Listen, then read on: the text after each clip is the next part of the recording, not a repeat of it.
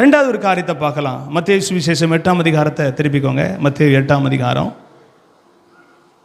23, 24 வாசிங்க. ம் ம் ம் ஆ ம் கவனிங்களேன். அப்பொழுது படகு அலைகளினால் மூடப்படத்தக்கதாய் கடலில் பெருங்காற்று உண்டாயிற்று. அவரோ என்ன செய்தார்? நித்திரையாய். அவரோ யாரு? இயேசு கிறிஸ்து. ஆமே. இங்க அழகா சொல்லப்பட்டிருக்கு, படகு அலைகளினால் மூடப்படத்தக்கதாய் கடலில் என்ன உண்டாயிற்று. உண்டாகும் போது இயேசு கிறிஸ்து எப்படிதான் இருக்கிறார்னா,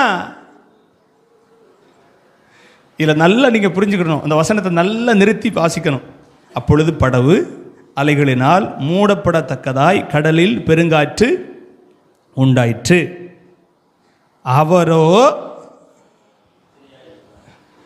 ஹல்லேலூயா. என்ன காற்று? என்ன காற்று போட்டிருக்கு? பெருங்காற்று. அந்த பெருங்காற்றுக்கு டெஃபினேஷன் மேல எப்படி போட்டிருக்குன்னா, படகு அலைகளினால் மூடப்படத்தக்கதாய் கடலில்.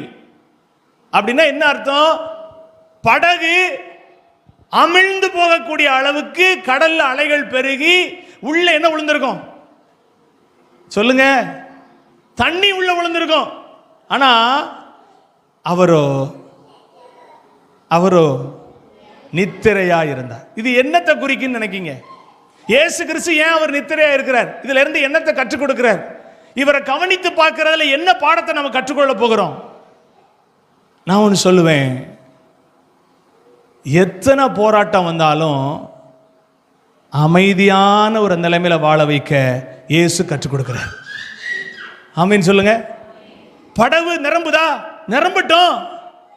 தண்ணி உள்ள வருதா? வரட்டும். இப்ப முங்கிடுவீங்களா? முங்கட்டும். அல்லேலூயா. முங்குனாலும் என்னை காப்பாற்ற இயேசு இருக்கிறாரு. முங்காம இருந்தாலும் என்னை காப்பாற்ற இயேசு இருக்கிறாரு. கவனிக்கீங்களா? இன்னைக்கு நம்முடைய விசுவாசம் எப்படி ஆகி போச்சுன்னா, ஒரு சேதம் வருதுன்னா உடனே காப்பாத்திரணும், உடனே காப்பாத்திரணும். காப்பாற்றவும் செய்வாரு.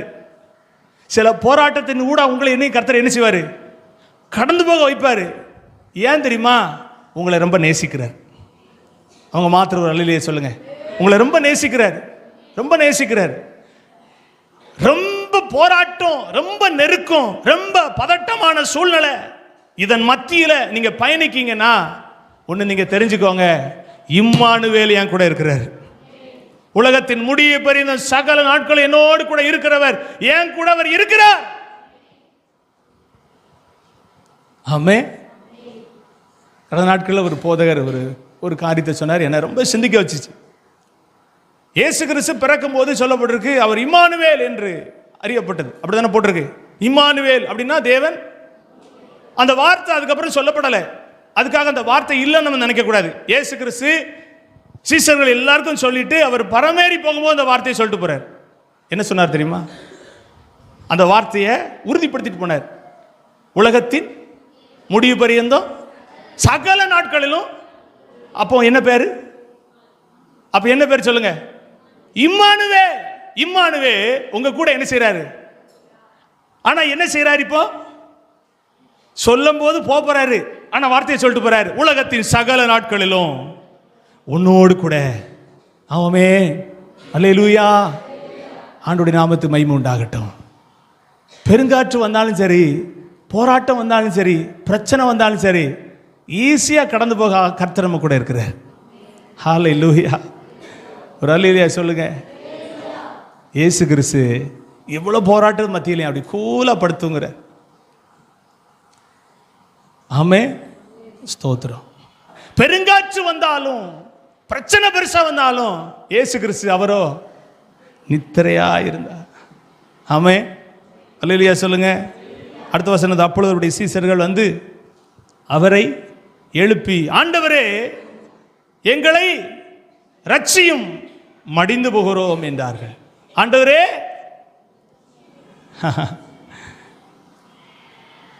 இந்த வார்த்தையை சொல்லுவதற்கு என்ன பிரச்சனையை சந்திச்சிருந்தா அவங்க சொல்லியிருப்பாங்க? எங்களை ரட்சியும் சொல்ற வார்த்தை என்னன்னா, செத்து போக போறோம், இனி நாங்கள் உயிர் பிழைப்போம்னு நம்பிக்கை இல்லை, எங்களை எப்படியாவது என்ன செஞ்சிருங்க, ரட்சித்திருங்க. நாங்கள் என்ன செய்கிறோம், மடிந்து போகிறோம். இன்னைக்கு ஒரு அனுபவத்தை கற்றுக்கொள்வோம். பெரும் பிரச்சனை போராட்டம் மத்தியிலையும் பதட்டம் இல்லாமல் பயணிக்க இயேசு நமக்கு உதவி செய்வார். ஹல்லேலூயா. இயேசுவை கவனித்து பார்க்கிற விஷயத்தில் ரெண்டாவது நம்ம கற்றுக்கொள்ளக்கூடியது என்னன்னா, எவ்வளோ போராட்டம் வந்தாலும், எவ்வளோ பிரச்சனை வந்தாலும், எவ்வளவு தேவை என் மத்தியில் இருந்தாலும் பதட்டமே படமாட்டேன். பதறாமல் என் காரியத்தை ஆண்டவரை செய்வார். ஹல்லேலூயா.